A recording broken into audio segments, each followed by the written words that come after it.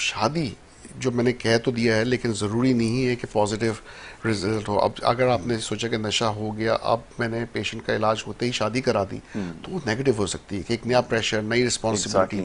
تو وہ صرف اس سٹیج میں جب پتہ ہے کہ بچہ چاہتا ہے, وہ اسٹیبل ہے, 2 سال ہو گئے 3 سال ہو گئے اس نے نشہ نہیں کیا, رسک از منیمل اور نہ ہونے کے برابر ہے, تو پھر بہت احتیاط رکھتے ہوئے یہ ڈیسیجن لیا جائے.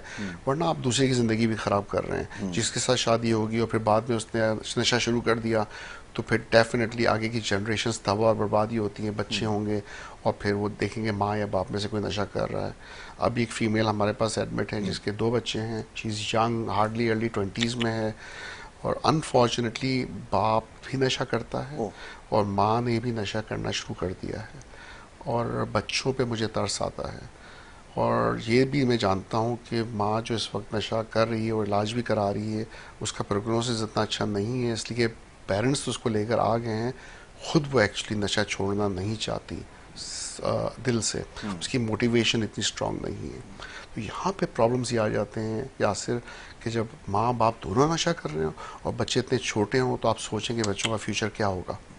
تو یہ, اور اس طرح اس سے بہتر تھا کہ شاید وہ شادی نہیں کرتے, بچے نہ ہوتے, بالکل صحیح. تو آگے کی جنریشنز تو خراب نہیں ہوتی.